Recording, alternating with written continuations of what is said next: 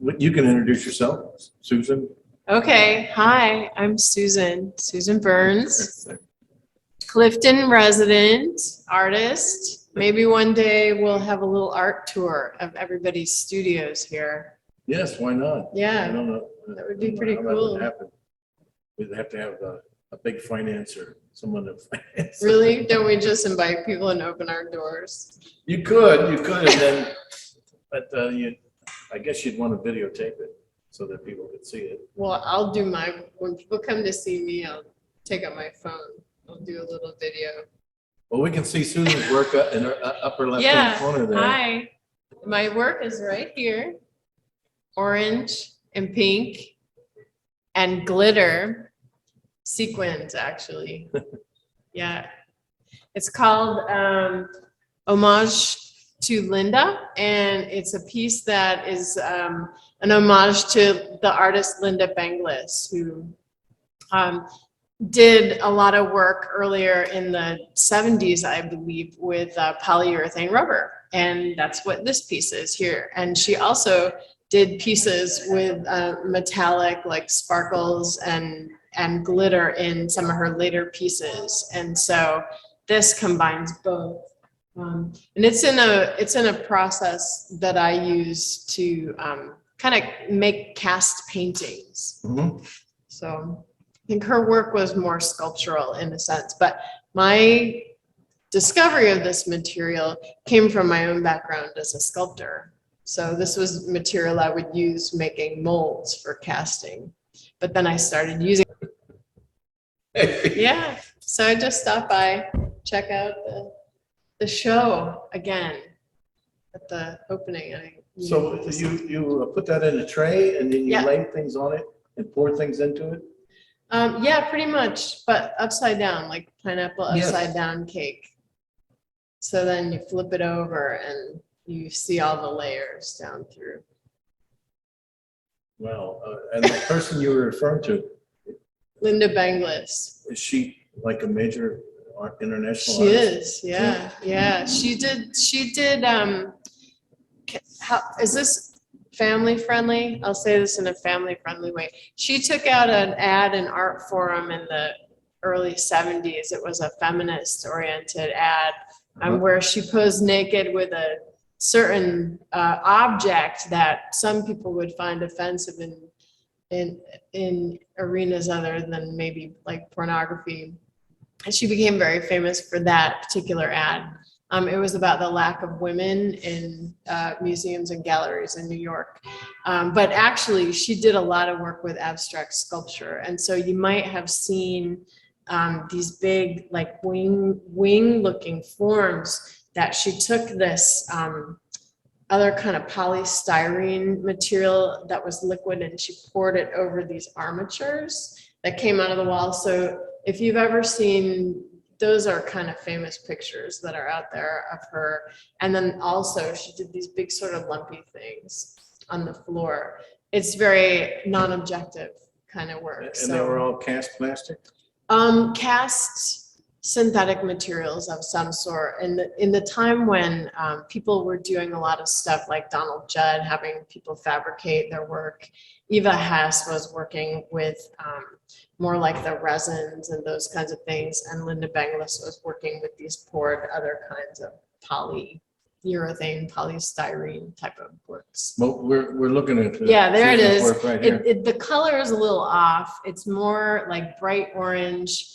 And that upper part is kind of a cotton candy pink. Right, Yeah. exactly. So, yeah. That's So. amazing how color changes. Kind of like if you've been to Circle K ever, that pink and orange, you know, Circle K. Don't we have them around here? I don't know. They used to have them in the Southwest. Is that Anyway. is that like White Castles?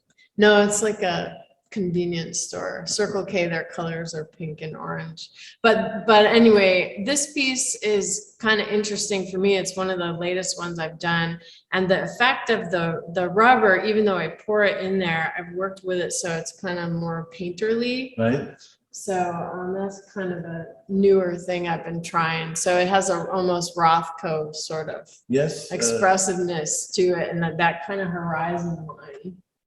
It definitely has qualities that you would seemed like, well, it fit right into any major show in the world. This major show right here, yeah. Wow, I was Hi. thinking more. Howdy. Yes. Oh, yes, it's just up to the right, two or three stores down on the right. Just up to the street and take a right. You'll run right into it. Najit, the new Indian restaurant. Yeah. Actually, it was the old Indian restaurant. It used to be a mall. Moved to over here and changed their name. Oh, really? Mhm. Oh, okay. They're new, but old. Old Yeah, is new old. again. Yeah, gotcha. Well, when I saw this piece, getting back to your work, Yeah. I thought of the guitar motif. It seemed to have like a guitar shape. Oh, But- okay, yeah, I but guess Only you because I have was your playing guitar. guitar, but Sure, it has a curve in it. To me, that particular shape reminds me of a flock of birds. uh-huh. You know, when you see them and they sort of swoop and evolve around. So it kind of comes to a point over here and it comes more forward and widens out at the top a little bit. You know, the big flocks of birds. That's how I think of it. Well, it it has that glitzy look because of It's the, glitzy. I don't know. It's very, in art school, they didn't really want you to use glitter and What school is that? arts, just general art school, you know, glitter's not a thing in painting. No. I don't know, maybe where you went, it was, where I went, it was a little risque to do that, so. Well, it's got, you have to pull it off properly. Whether or not they wanted sparkles, the professor wanted sparkles. If you can do sparkles right, it's okay. That's right, yeah. But it's really a ghost-like atmospheric quality to you pour the resin in, I guess and then you let the sparkles settle to the bottom, and then you bring paint in to the back of it? And pull it? No, it's like, this is part of a series I have done called the viscosity series. And so the polyurethane, when you pour it, it has like a 20-minute pot life. So it goes from viscous liquid, a Right. varying sort of thickness over Right. time till it's gone. You Right. can't move it. Right, So when I make these, I pour different layers, sometimes colors into other colors. Sometimes they bleed like watercolors into it, and sometimes they're already too set up and they make these like hard lines. So you can do this side to side, or you can do it layer on layer. The kind of, it's like painting wet into wet or wet into dry. You know, it has almost that effect. And so I poured a clear layer, and that's where the sequins Right, are right. suspended in it. If you look at it, you can actually just see an outline of the clear layer right. on there, and then another Yes, clear layer. The shadows, you can see the Mhm. shadows. And then I poured the colors behind it, and I pushed them around with a little like brush kind of to Mhm. give them that brush. And then it got hard. And Done. it's a two-part? The polyurethane. Yes. Mhm. Yes, So it is. it's got a catalyst there. that Yeah, hardens. it's scary, toxic mixture. Don't do it at home without proper ventilation and a respirator. Oh That's my what I gosh, yes, do. we didn't even Yeah, get into that. yeah, yep, Well, yeah. So it's not too hard though. It's kind of rubbery. It's not really like hard surface like resin. So anyway, that's Thank- my story. thank You you. want me to interview you about your work? Oh. What do you have here? I have a small portrait of Keith Richards Okay, over there, and then a painting of some two women in Sitwells.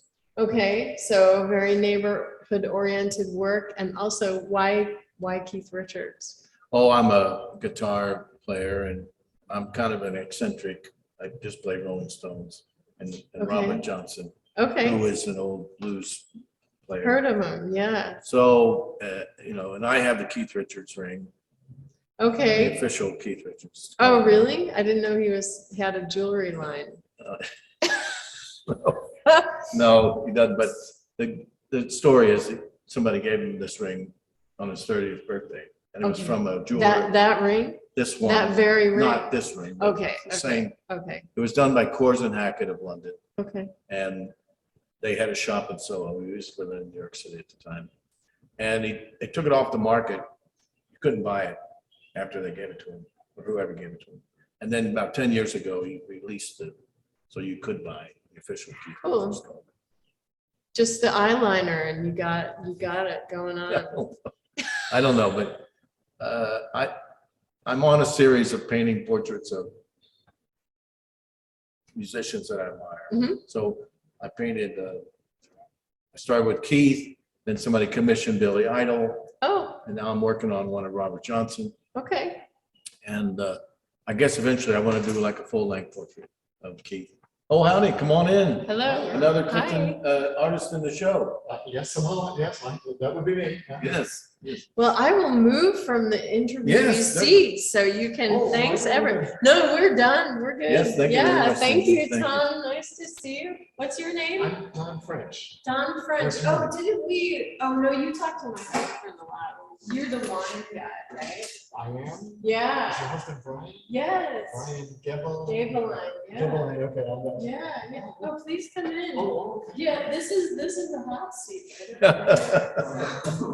You get to sit there and get your. Yeah. Yeah, well, have fun. Nice to meet you. Yeah, your piece is the drawing, right? This is the drawing. Okay, yeah. Very nice. Well, it's kind of rubbery, isn't it? Yeah, it's rubbery. It's not that hard. Yeah. I was trying to explain what it is. It's hard to, and it's good that they don't, because the surface is pretty fragile. I'm actually, it's not the best medium. Like, it's beautiful to look at, but it's hard to ship. It seems like a Super Bowl. Super Bowl. Yeah, it is. So you can dig into it and it gets gouged. Oh, yeah, or you just scratch it and And the surface, oh, I see. you can't fix it. Like, if you had it with resin, you probably could pour some more over it and Right. do that, but not with that. Yeah, anyway, I think Paige does interesting materials, is that right? I mean, yeah, I sort of know her she's a first. That's all. sculptor. She's a sculptor. Yeah, so this is also a sculpture material. Okay. So that, yeah. So introduce yourself, Don, and we'll talk about your piece. Oh, so my name's Don French, and indeed I live down the street in the neighborhood here. And I took a bunch of art classes, late 90s, early 2000, and I lived in Minneapolis for a year. And this was actually from a class at a place called the Atelier in Minneapolis. Mhm. And This work yourself, you did this at the Atelier? so I did this. I have 3 or 4 sketches of the models that they had us do in this class. And I had taken a lot of classes with, I should mention the name Merle Rosen, Oh, Meryl, yes, who, I think she passed away recently. and she passed away. Yeah. But I had one class with Communiversity, and then I had a year's class through UC with Merle as the teacher. And then I guess graduated to going to Merle's house one night every couple of weeks and drawing Mhm. with Merle and Mhm. other students. So kind of a beginning artist getting back into it after 20 years, and you guys very kindly included this one. Well, it's kind of got a little bit of like a Fragonard nature about it. You might remember the French art, I recognize the name. Yeah. pastel artist. Anyway, it's always nice to have a master to let you follow your line or his line. Yeah, me and Fragonard. Yeah, yes. Well, this is a pencil on paper. And, was this over several days or a couple hours or? It was certainly over 3 hours. It's been, as I say, it's been quite a while. I had this hanging in my kitchen, framed and for 20 years. So Did you use a kneadable eraser on it? probably, Yep. probably. I remember it was one of these things. We had a real model who would sit there, and we did the sketches. There were 3 or 4 of us in this class. And it's very interesting. I brought something. They actually sent this to me. This was another advertisement for their classes. Somehow of course, I took a class, I got on their list, and they've been sending me things for, 20 years. So it's kind of a fancy place, but Yeah, there you are, life drawing and painting. Yeah, so I don't remember the specific class, but it was probably the, yeah. And where was this, in Philadelphia? Minneapolis. Minneapolis. I had a sabbatical for the day job in Minneapolis and it was like, well, let's pick up another drawing class. Wow. It's not a contest, but. Wow, okay. So what are you working on these days? I guess more More sketches sketches? like that, and I guess again, well, it's not a day job anymore. I'm mathematics. I still do mathematics research, so Mhm. it's a whole more creative than you might think, but Is obviously that different. mathematics research at UC? And you see, Cool. so those are kind of the activities, and But what are the life courses in Cincinnati that you can come and paint or draw from life? what are the life courses I've taken? Or- No, I mean, available. Oh, I'm still exploring that. I've taken some community classes. I don't know. You're probably familiar with that. Part of the UC. UC system, and I can't pull down her name. Marlene Steele is somebody Oh, I've taken yes, a class yes, with a Marlene couple Steele. times. There's another woman I've taken classes with, but through community. And Kay Hurley is someone else I know, and Mhm. I take a class with her every once in a while. Oh, She's over in the Pendleton. yes, yes. Oh, maybe you'll get a spot in the Pendleton. Maybe, yeah. Well, I would be. I don't know, suggestions on places to get a small studio. I know of Essex was where Merle was for a while, Yes. and of course I know of Pendleton. Mhm. Yeah.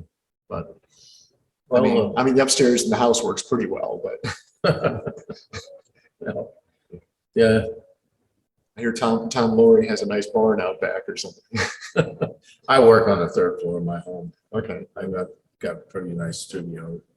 But, you know, I always run across the problem of who needs another drawing? You know, it seems like you have to find some reason for a drawing or a painting to exist, and it has to have something. Right, right. And I think I'm trying to figure that out. You know. Now, Can I take what I did here and add something that pushes the envelope a little bit? Or it's, you know, I've latched on to the answer is it should be connected to a modern politics or a modern story. You know, so whatever you're painting or illustrating or drawing, if it's connected to a story in the news, it has more cachet. Okay.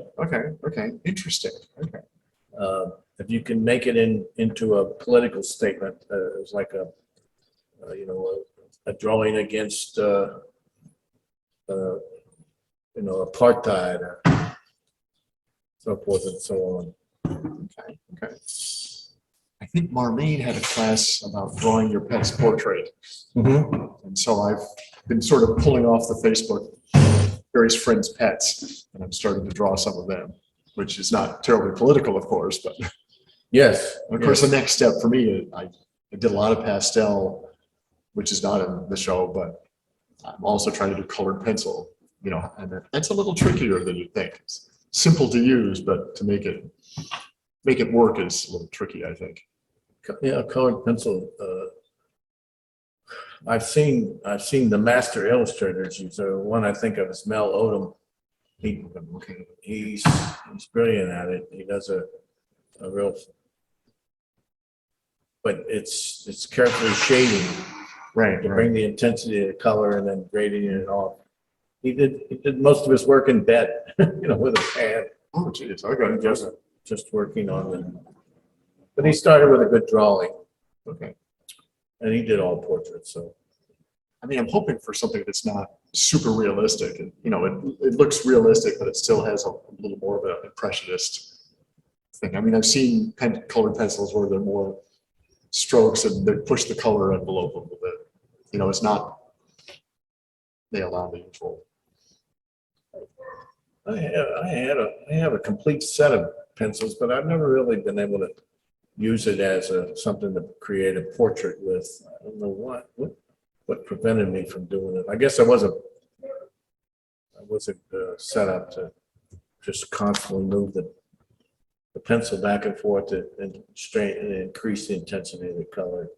Well, I haven't succeeded with that one. The pastels, I've done things that I'm fairly happy with, but the colored pencil is a little new. So I'm Not always sure wondering why what, I've chosen like, that other than it's just simple to use. to create my own color pencils. So I get the color, the shape that I want instead of, out of the box chroma. Right, right. For the longest time, I went and mixed my own colors for pencils. Yeah, I think you do mainly, do you do oil mainly or? I'm a oil portrait painter Okay. and a genre painter, but I branched out to watercolor. Okay. But when I did my Every watercolors, time I try watercolor, it's like, boy, that's hard.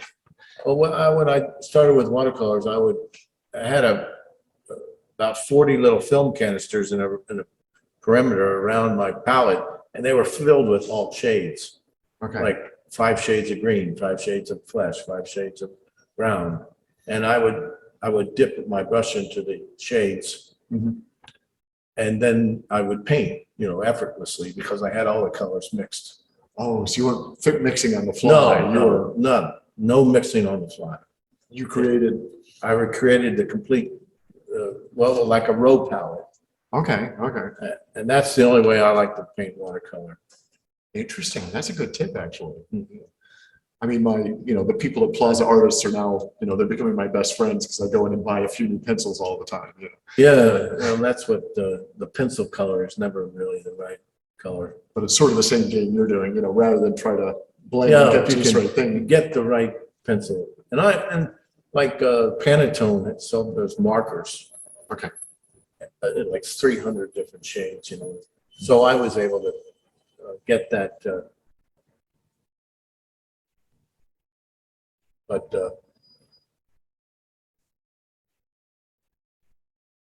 So I worked for a while with Pantone, and then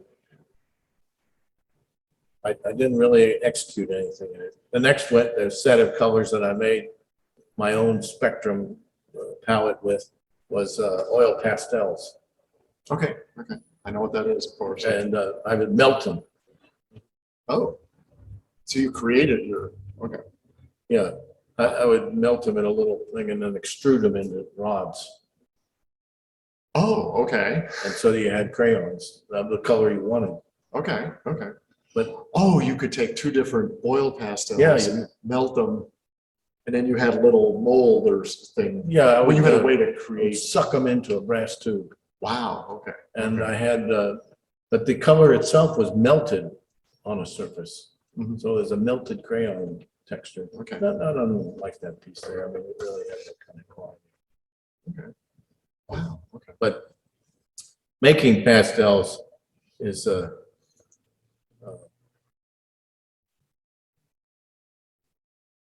let's see if we can share this again. I'm going to share a screen again. There we go.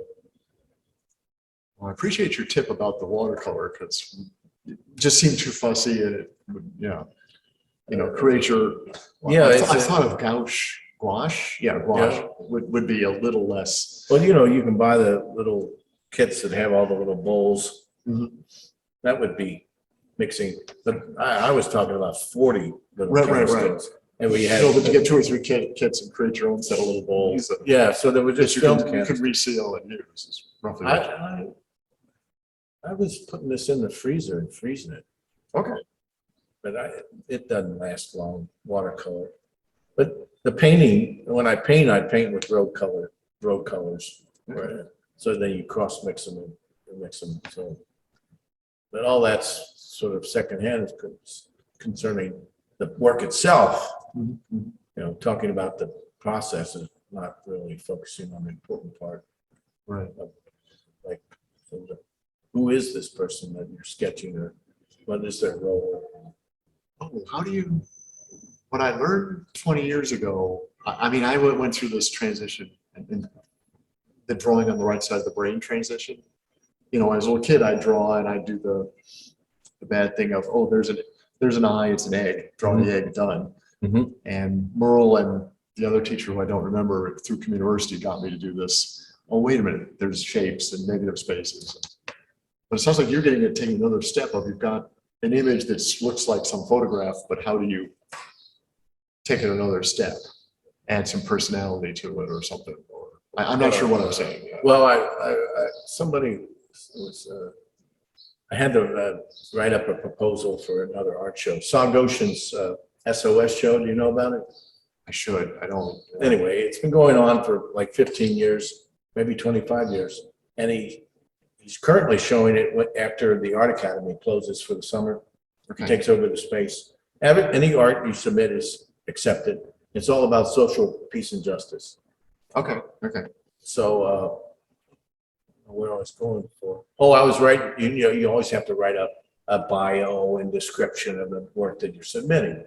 Mhm. So I get, in the bio section, I was trying to explain what makes a master.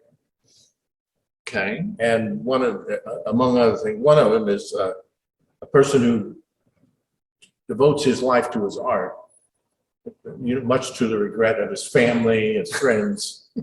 But that's a sign of a master. And the other sign was that the master creates a unique individual statement that's clearly its own. Okay, okay. So this would, I mean, we're all What trying. what that means is a whole other question, but.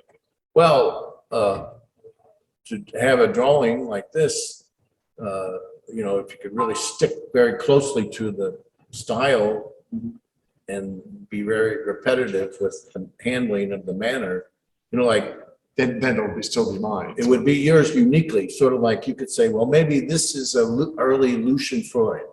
Right, right. You know, it could be, looking at your piece. Okay, okay.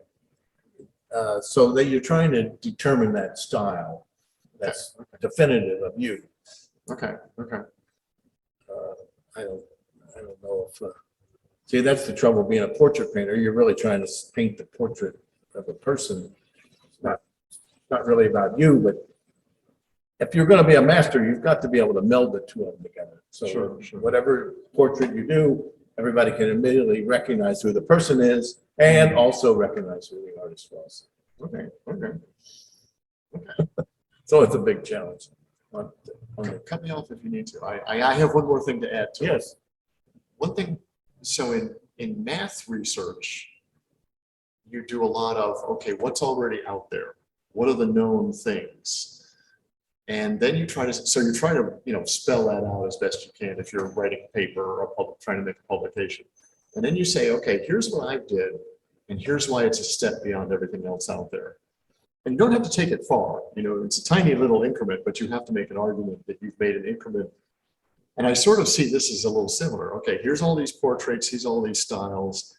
I'm doing this. How is that at least a little distinguished from everything else, at least a little bit? Yes, very true. Right. It shows your, well, it shows your individuality, but it also shows your mastery of the medium, math being the medium. Right, right. But I'm sort of seeing the art as maybe somewhat similar, although making something that's distinguished from everybody else is pretty high expectations for me at this point. But that would be a, you know, here's what everybody else has done, you know, from Jackson Pollock to Leonardo, but how can I do something that fits into that and moves an inch beyond? Or, Being a mathematician, amongst other mathematicians, you can't really say, well, he's using his unique formulas again. Do they Right, say right. that? well, it's more, can you use all these known formulas, but then apply it to a slightly harder problem or some problem that has a slight twist to it? And the twist would be, You have your mathematical model for the flight of an airplane. Okay, well, let's add another thing to that that gets the model a little more accurate. Okay, how can you make the math work? Or how can you, does that make sense, sort of? yes, so if you're explaining the math of flying airplane, Right. and then you want to throw in the math that's used to, you know, a fractal quality or growth quality. How would you combine growth with fluid dynamics? Well, Yeah. it could be possible. Although it's simpler than that. It's more, well, you know, we can add this other little bit of model the physics a little better. Okay, that's a new equation. Okay, now we try to solve it or simulate it or whatever. Here you go. It's a little step beyond what was there. Fascinating. Another correlation between, you know, a professional has to move the ball down the road, but plus give it a little bit of his own tweak. Right, right. There's a movie called The Beautiful Mind with Russell Crowe. Right. And the whole movie's about him philosophizing about an original thought and getting all wound up in this, which of course it makes good drama. But in the real world, it's like, you don't have to do this overwhelming original thought. You have to take everything that's there and just itch it ahead a tiny bit. And that'll get you a publication usually. And you do enough of those. And I'm thinking the art world hopefully is somewhat similar, although, so. Well, I'm talking to you off here. No, we don't have anything else to do here. We're just You goofing should off. talk to you. Yeah, I guess it's a rain day today, Chuck. Yeah. Yeah, just hanging out, waiting for tomorrow will be a good day. Yeah, tomorrow morning a little rainy, and in the afternoon we're supposed to be getting hot and even summer-like. Yeah, it'll be good the next few days. It's a contest where they're flying an antique glider, Schweitzer 126.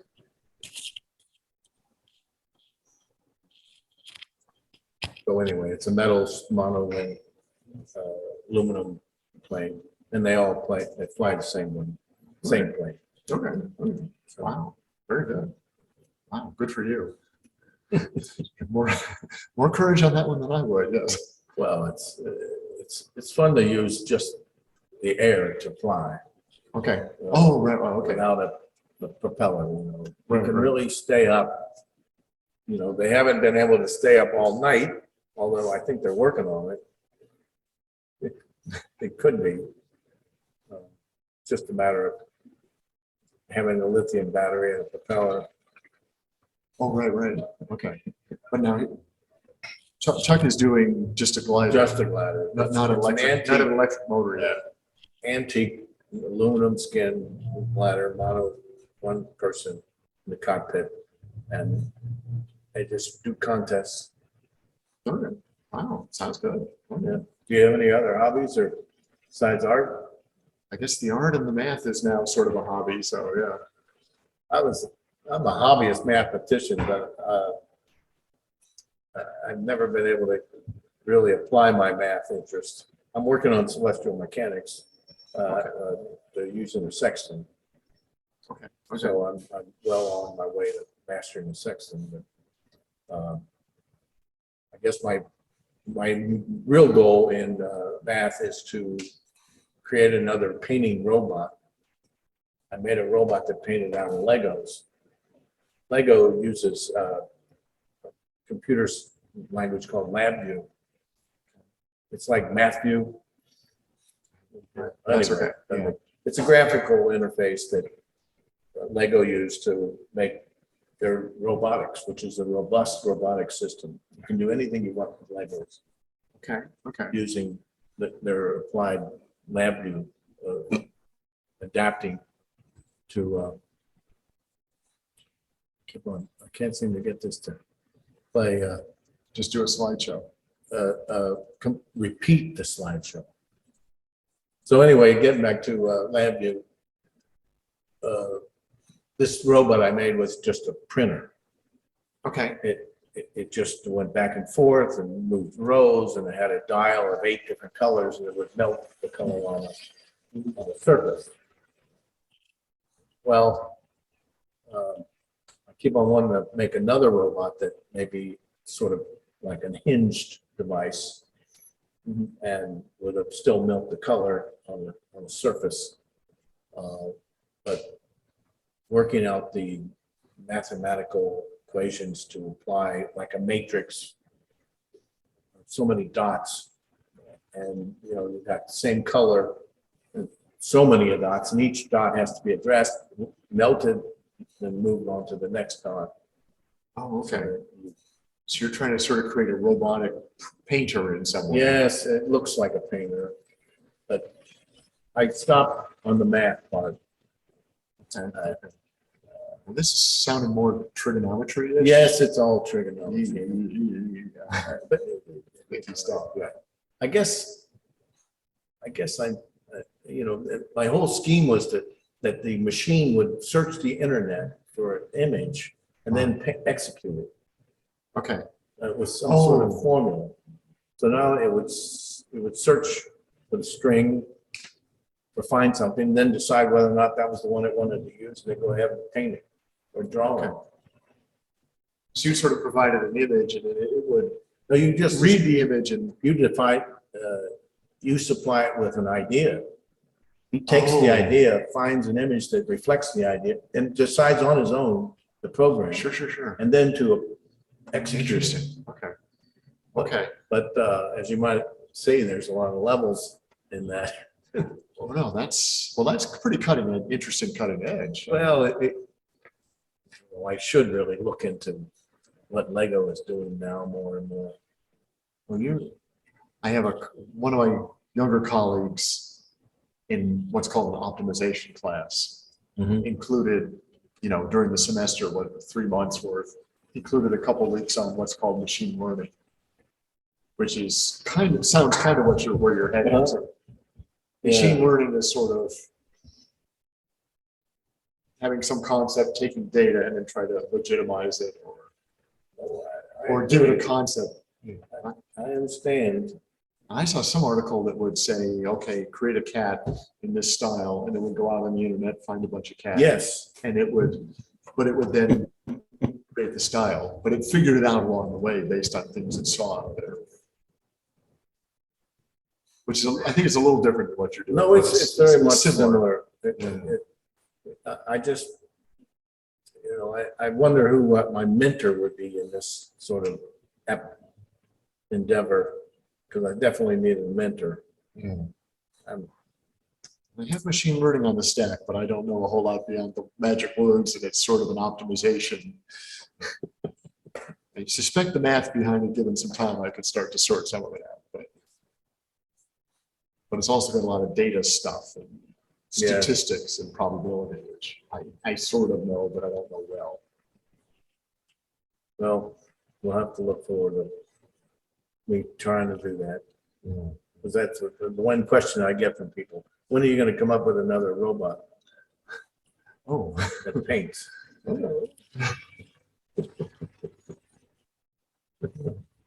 I just need the formula.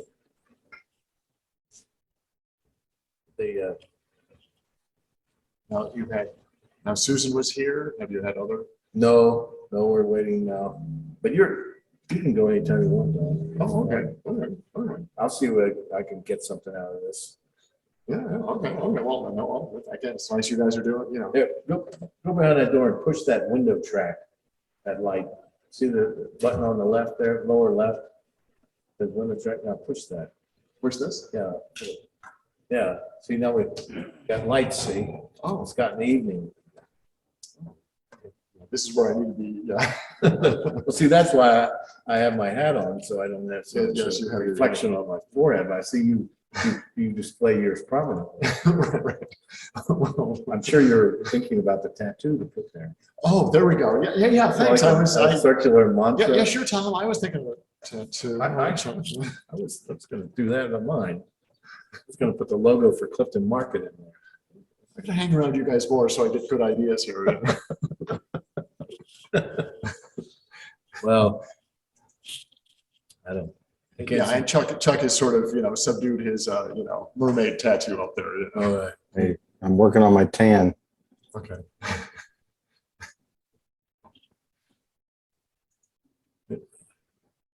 Okay. Well, thank you. Well, introduce yourself, Mark. Okay. How long have you been a master artist? Well, I can't say I've been an artist. I can't say a master artist, but pretty much all my I've done it since I was pretty young. I went to an art school and have kind of always I've been working pretty consistently, So You went to an art school yes, yeah, and you work in finance. yes, yeah. So you went to finance school too?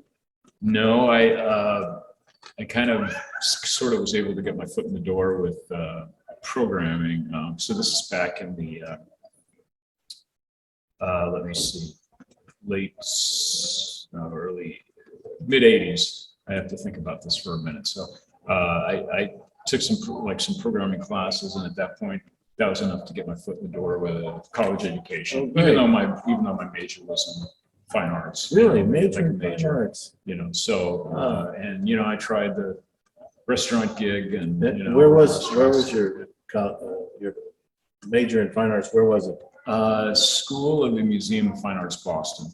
So kind of like the, Gee, you know, kind of like the Art Academy here, affiliated with Yeah, the museum definitely. and stuff. So What kind of like, was that an old school, what do they call that, movement of traditionalists? Mhm. What do they call that? Hey, Eric. okay. Oh, it's escaping me, but it's a Yeah. modern movement Mhm. to honor the old traditional ways, sort of like the Yeah. academic method. Yeah. Did they teach I that can't at your school? say there was that element to it. You could pursue that, you know, but I'd say overall it was pretty much into, you know, art, Anyway, contemporary art and making it now.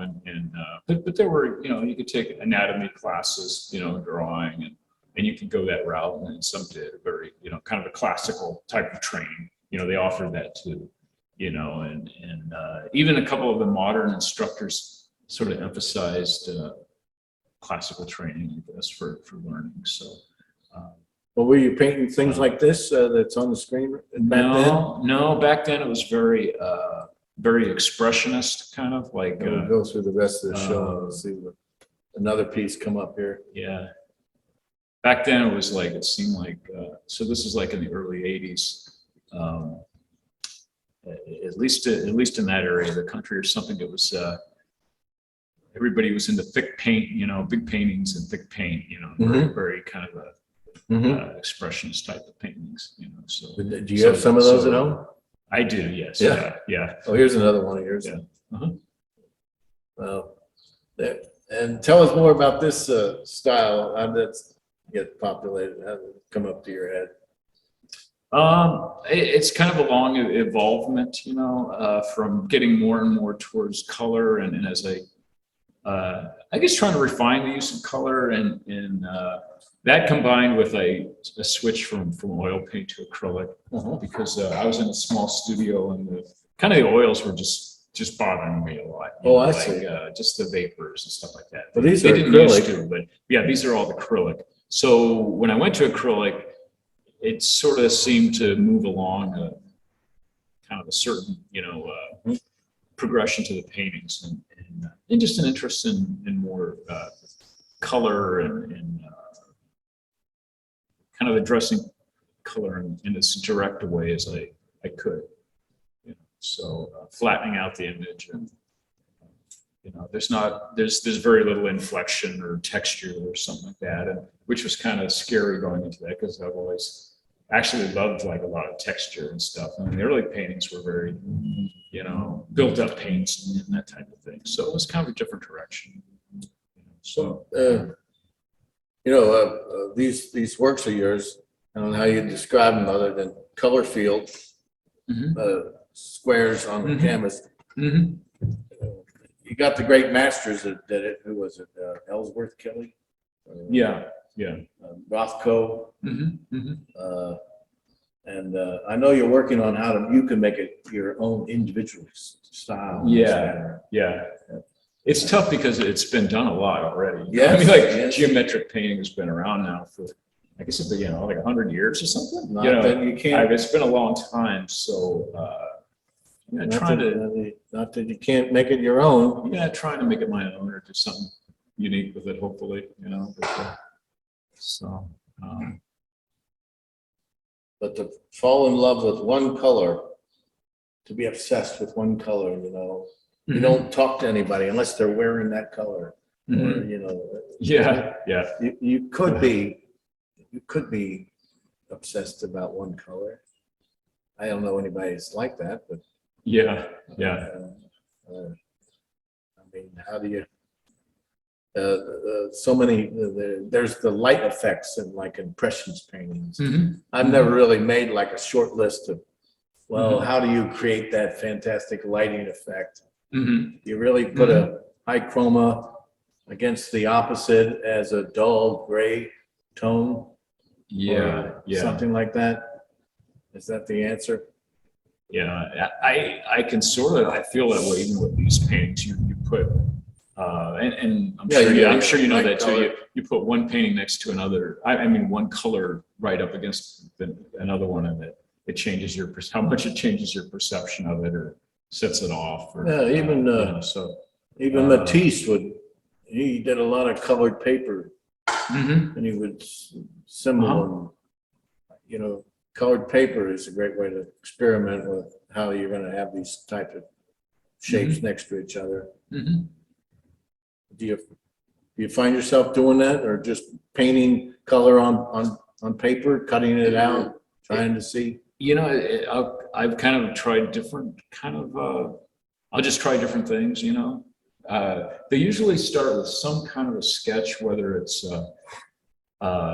just working with like pastel, you know, oil pastels or something loose, just to get colors going or generated, you know. And sometimes the colors come before like a form, you know, before I decide what the composition is would be. And sometimes a composition, I'll think of a composition and then I'll work colors into that. So, or it'll go kind of back and forth a couple of times, you know. So I try to, I guess I started with some idea of what I'm doing, but then sometimes that changes a lot when I do it, you know. The colors get totally, they get totally changed sometimes, you know, just, so.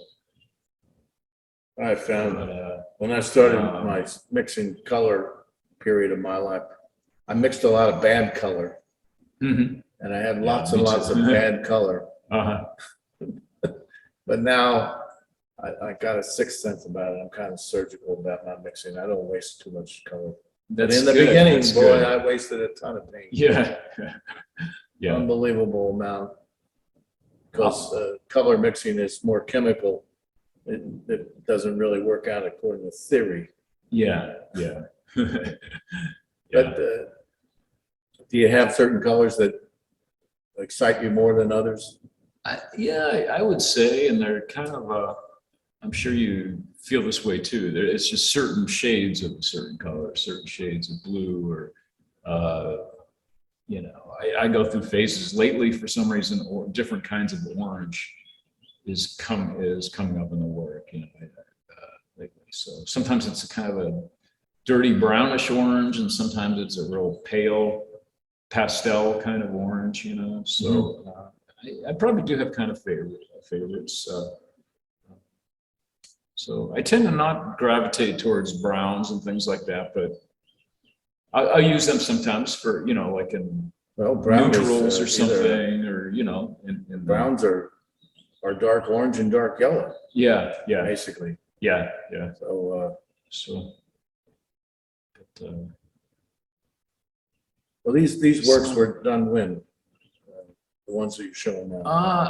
I've been doing kind of ones like this for maybe 10 or 12 years now or something. So I'd say in the last 5 or 6 years, like the look that it has now, very, very simplified, and they become more and more simplified, and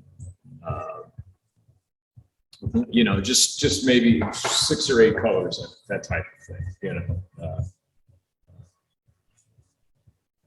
The earlier ones were more, I built them up more in a lattice of different colors and squares and things like that, you know, but it seems to be getting, the movement tends to be towards, you know, just like broad bands of color. So. Well, these are not large pieces. No, they're not. I haven't been really working large. I mean,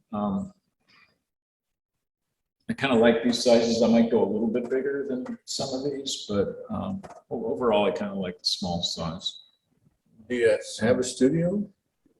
Just in my home, yes, yeah. I like working at home, but Yeah, me too. it's nice to go to like Pendleton or the Essex to really experience like some more socialness. Boy, that would be really nice. You know, have people drop in on you. Yeah. Stuff like that. I was in the Pendleton for a while, and I really? really did enjoy that. I really appreciated that. So, just for a few years, but then when I did get a studio, you know, had a studio in my house, I enjoyed that too, just for it being right there. Mhm. You know, I guess with working during the day or something, I can more easily transfer to, you know, Yeah. the studio work, the painting. This So, piece we're looking at here is 3 panels. yes, So can you turn the one panel over and mix and match, or they're like take this one and flip it over that way?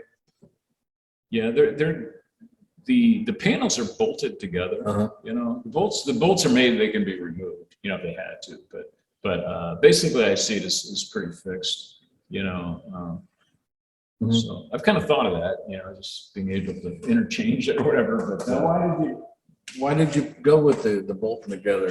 Was that physicality of the canvas being individuals part of the? yeah, that's part of it. And part of it was having, already having existing,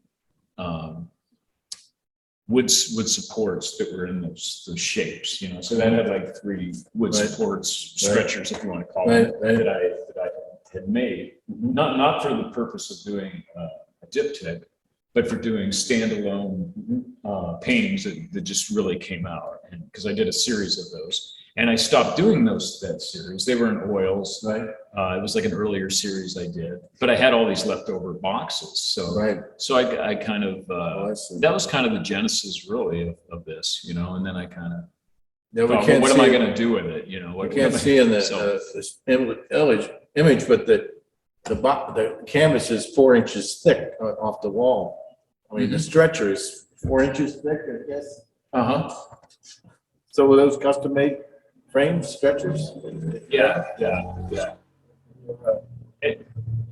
And the original paintings I did, they're they're on a website or something too, if people want to ever look at them at the series, but you know, those are painted on the sides, you know, Right. kind of a thick impressionist type of painting, except it's totally abstract and non-objective, you know, but that itself grew out of doing these little, I used to do these paintings, this is like 30 years ago, just on odd little things like I take like a nail box or something like that, Mhm. or a box that like oil tube paints come in, Right. you know, and I gesso it and then I paint it, and then I ended up painting the sides of it, making these funny little objects you'd hang on the wall or something like that. And I never even really thought to do these box things, but somebody was visiting my studio and he was interested in like me doing a painting for him. And, you know, I showed him like different examples of painting, and I didn't show him point out these little boxes, but he kind of grabbed one and he kind of liked it. And he said, well, what if you did that like on a larger scale, like on the wall, you know, like, he said like maybe yay big, you know, 1.5 by 2 feet or something like that. And he said, you know, I'll build like a canvas. I'll build the wood support for you, you know, because the guy was like his hobby was like carpentry or something. So he came back about a week later and he had built these wooden stretchers, you know, and I stretched, you know, I thought, well, this is kind of interesting. So I stretched canvas over that, you know, it's just the way you traditionally stretch a canvas or something like that. And so that was kind of the genesis of that whole group of paintings, the box paintings that were oil paint. So it kind of grew out of that. And then I did those until I felt like I'd sort of exhausted what I wanted to do with it. But then I had these extra wood supports that I had made that I hadn't used. Yeah, you want to use everything up. And that, yeah. So then that's how these two came about. Both those were with with the fixed sides like that. You know, so. Well, this one piece on the right has so many flesh colors in it. I keep on thinking that it's a figurative work. Yeah, I see what you mean. I was very pleased with that one. You know, like just the colors in it. It was kind of, I don't know, a certain subtlety or feel for it. So I was kind of happy. Multinational. But yeah. And this one, Uh-huh. this one is more purple laney. Mm-hmm. But So,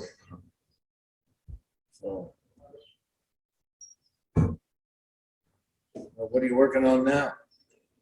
I'm kind of working on just some really small pieces. I had a long period. I had about 6 months where I wasn't doing any work at all because of just other things that kind of came up in my life and stuff and personal things, and I just didn't have the time or energy to kind of devote to Yeah, it. that So brings up I'm kind of easing back into it now, you know, kind of warming up again, and I feel a little bit, the wheels they're starting to turn again, but you know, it took me a while to get them going again. So Well, sometimes So, artists can't work unless they're getting so involved, they can't, you know, you just can't go to work 8 hours at some job and then come home and paint. yeah, It just yeah, doesn't work that way. yeah. Do you suffer from that? Oh yeah, yeah. Yeah. Oh, for sure. There are days I think at the beginning of the day, I think, oh, I'm going to get in my studio and work, and then it's like no, I need to unwind, or I just don't have the energy, or that type of thing. So it's kind of crazy. So I'm looking forward to, you know, retiring from my job in a few years and working for at least 40 hours a week on, you know, maybe longer, just painting. You know, it's Yeah, well, we'll have to find out a good place for these to be shown and distributed to the public at large. yeah, and that's the other thing.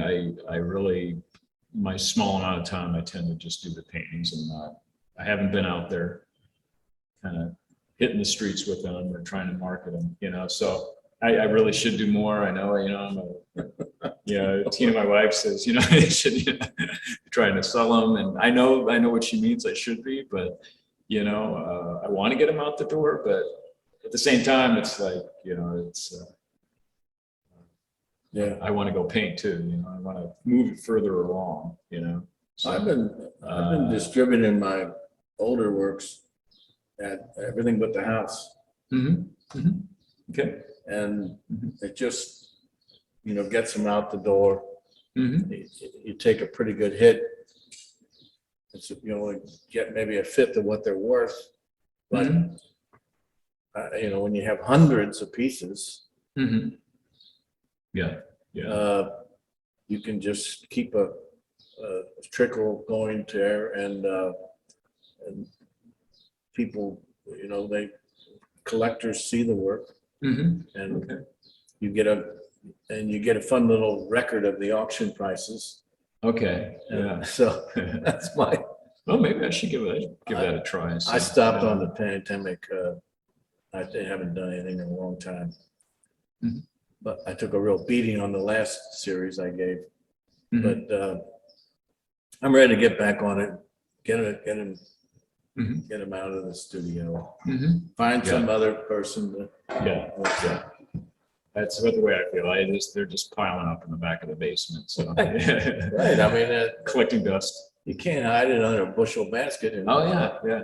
there's a lot of auction sites out there now, but I'm sticking with Everything But the House because I've been working with them for a number of years. And but gee, they got so many auction sites now.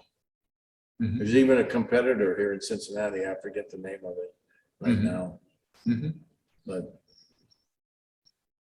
I prefer to do with Everything But the House because you just deliver the work and then they send you a check. Okay. And everything starts at $1. Yeah. So it's kind of brutal. Yeah. But and you know, and they take 50%. Or if I think if it sells over $200, then they take a little less. Okay. So because there's a market out there, it's just that it's very hard to put your finger on the buyer. They're only like 2-3% of the people out there. Yeah. So you can't really run into them. Yeah. Yes. Yeah. But they're out there. Yeah. And the funny thing about it is that a lot of artists, you know, they paint, but you ask them, have you ever bought a painting? Nope. Yeah. I know that's true. And Yeah. so Yeah. it's a strange It is fun. business. Yeah. Some of the art collectors, the art lovers are just excited about it. Yeah. And the artist, he's a different bird completely. Yeah, it's a tough racket, that's for sure. It's great doing it. I mean, I'm thankful I have something that I just really love to do, you know, and I think most artists would say that, you know, otherwise they wouldn't be, they wouldn't make so many other sacrifices to do it, you know. Yeah, But it is, you the know, true it's artist tough. has to sacrifice his friends, his family for art. It feels that way sometimes. Yeah, the balance is tough, you know, for me anyway, sometimes. So, yeah. Well, tell me more about growing up in Boston at the art school there. It sounds so bohemian. Did everybody run around in berets and let me see. It was fun? a little bit that way, you know. It was like feign any? when I went, which is like in the early '80s, you know, like there's a mix of things going on. There's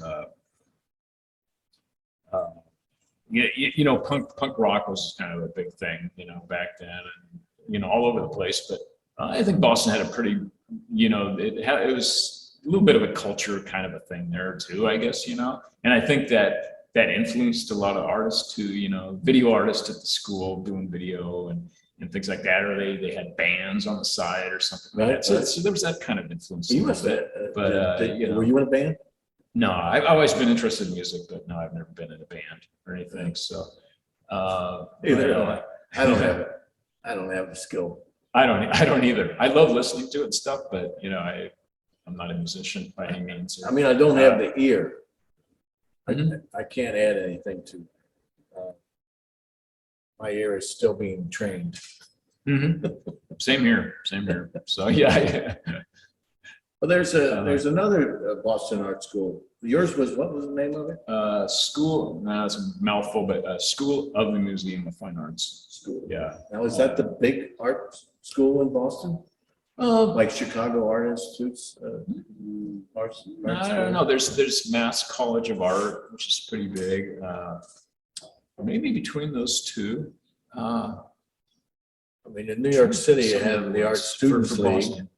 Yeah. and the School of Visual Arts Mhm. and Pratt Institute. Mhm. And I guess you could say Cooper Union, maybe. Mhm. Yeah, Boston. I'm trying to think. Those are probably the biggest ones, really. You know, like schools. I mean, you know, Harvard's there. They have maybe you don't ordinarily think of that as an art school, but you know, Harvard has an art department? I believe they have like an art degree and everything, and you know, some of those kind of schools. But you know, I was interested in a art school, you know, so and I had a positive experience there. It was very loosey goosey. I mean, you could sign up for classes and never show up and you'd pass. You know, I mean, it was, you know what I mean. It was just unless you could get in an optional program to get like a Bachelor of Fine Arts degree, or you could just go for the diploma. You know, but even if you go for the bachelor's degree, which I did, you know, the arts end of it, the studio courses was so free form. You know, people work when they want, or as little or as much.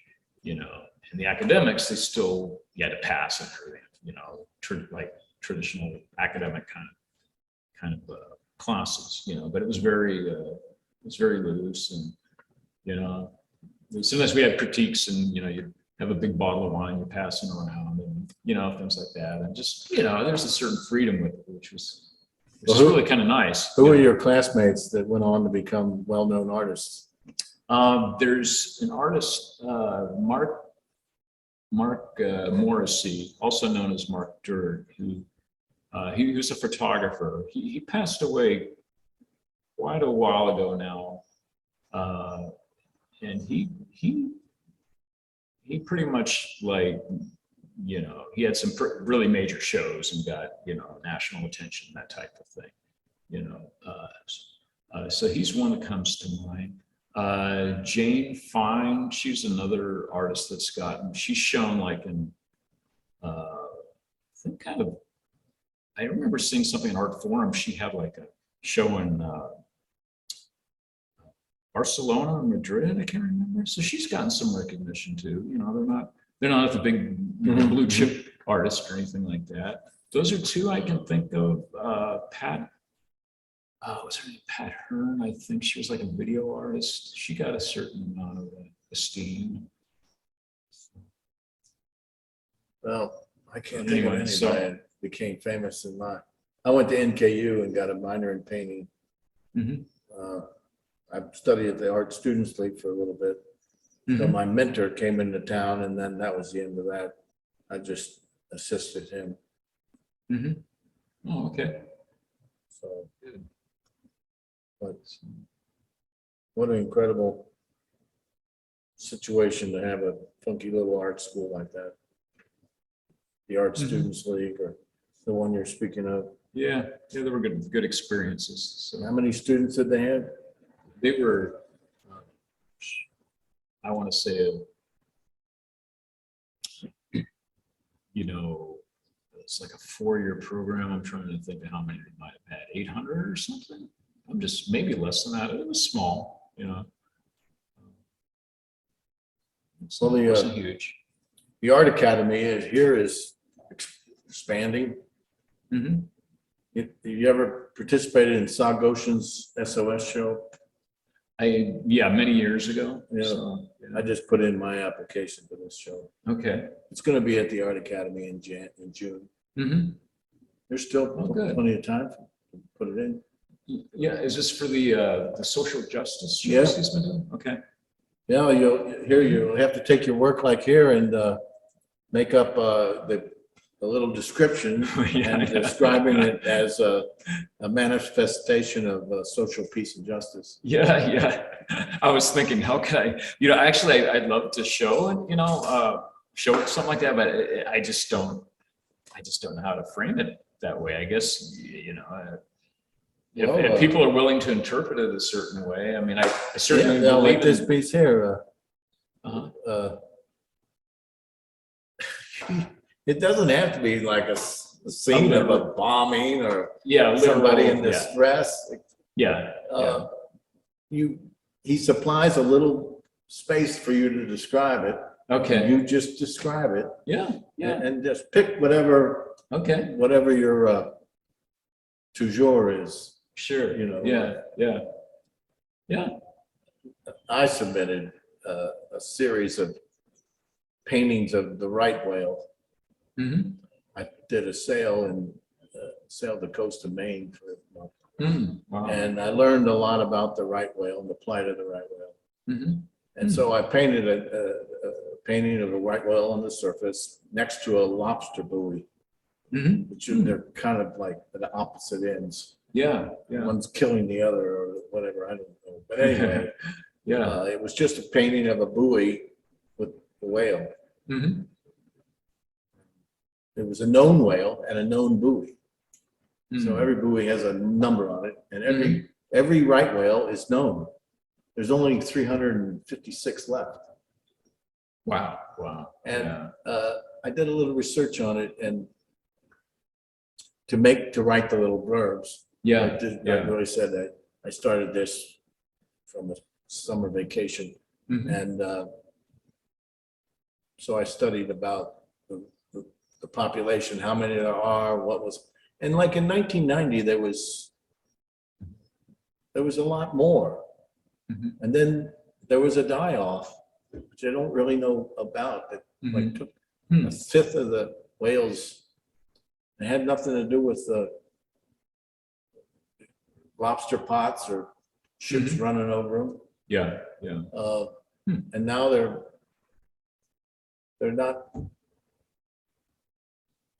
not as bad as it was in 1990, but they're in decline.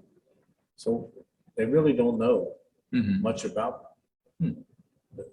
They just started studying them since they're to only have 356 left. Yeah. Yeah. Yeah. Anyway, Yeah. there's some social peace and justice. Yeah. Oh, definitely. What I'm going to do next year, but the pandemic closed the show. It was just online for the last 2 years. Mhm. Mhm. I think I could think about about it and come up with a painting. It still have abstract elements like this, but it might, at least in my mind, it might have a symbolic significance to it or something. But Yes, so, you know, yes. I guess some of the paintings have a lot of, they're very structured, you know, you get, think of structures in society or tension in society that, yeah, if you want to kind of go that far, you know, you think about, you know, strong contrast of colors or something like that to represent conflict or, you know, just things like that.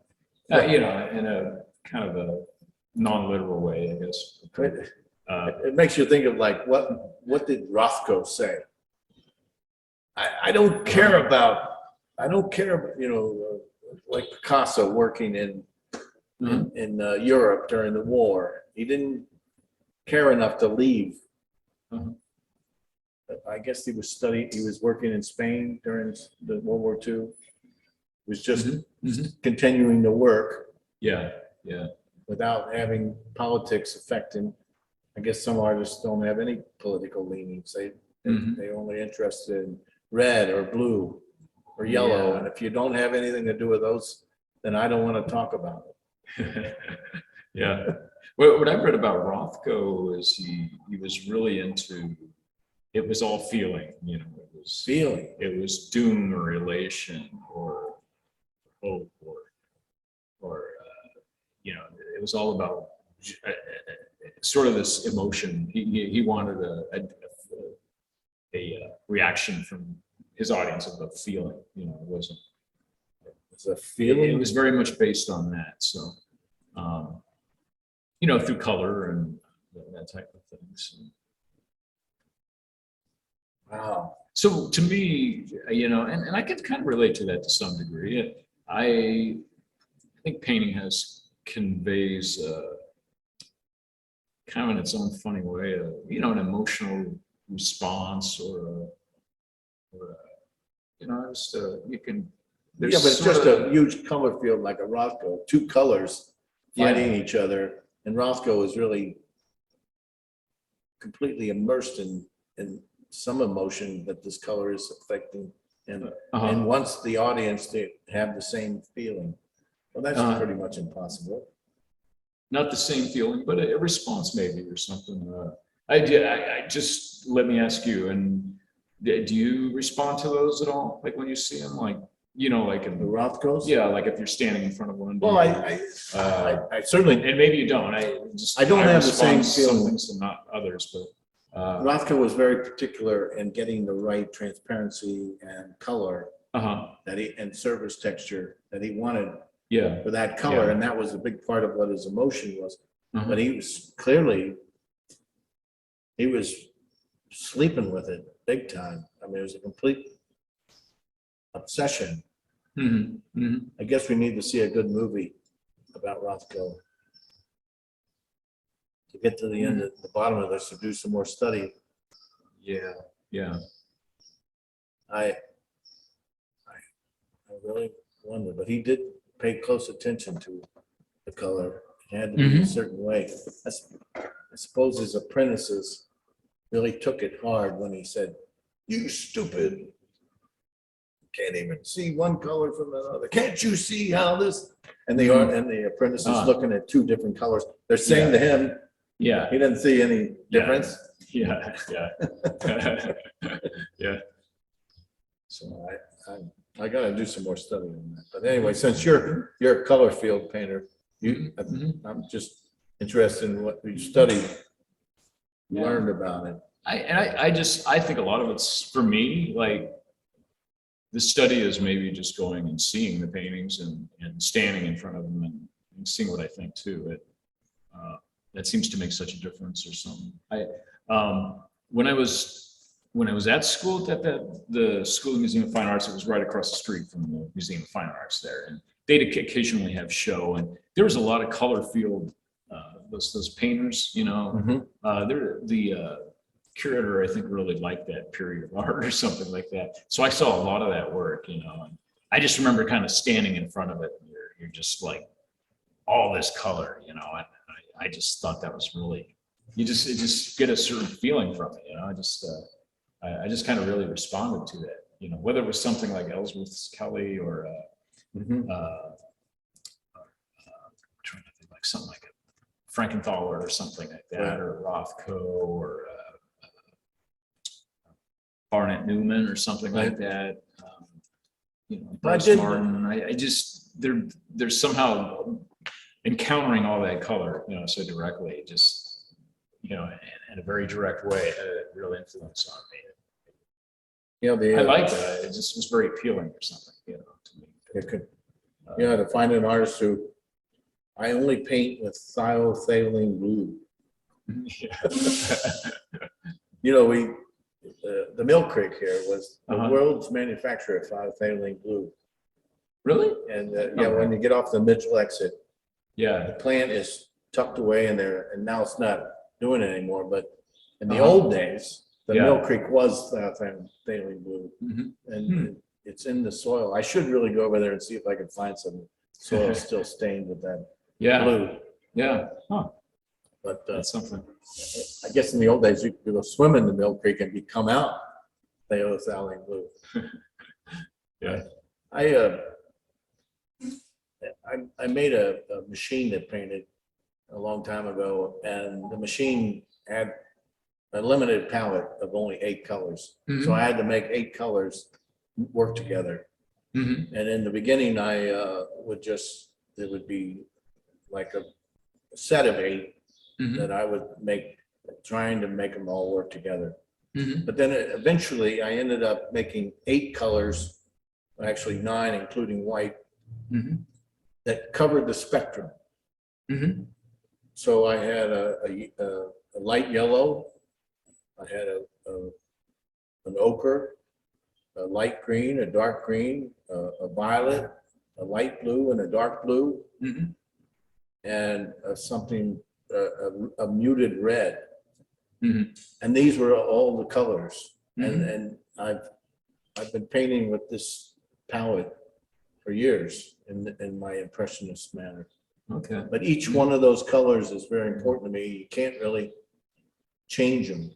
Mhm. Mhm. And curiously enough, I was at a show, art show, and another artist was showing these same colors, the Oh, really? exact same paint. Really? Yeah. So Oh, wow. I think Yeah. if you decided that you wanted to mix, let's say you Mhm. mix 8 colors that are going to be representative of all the colors. Yeah. Yeah. They could well be the same colors that I Yeah. decided Yeah. on. Yeah. Maybe it'd save me a lot of angst of going through it. You know? Sometimes it's hell trying to get the colors I want or something. Just, Well, you know, yeah, it's true. You but, sidestep. or I'm sure it's not easy finding those colors, you know, but yeah. Well, in my initial, I was Mhm. making paintings with 8 colors, and I would Mhm. make, they weren't like this palette Mhm. is a palette that represents all colors. Mhm. But some of the early paintings, there were just 8 colors that weren't representative of all Mhm. color. But I don't go back.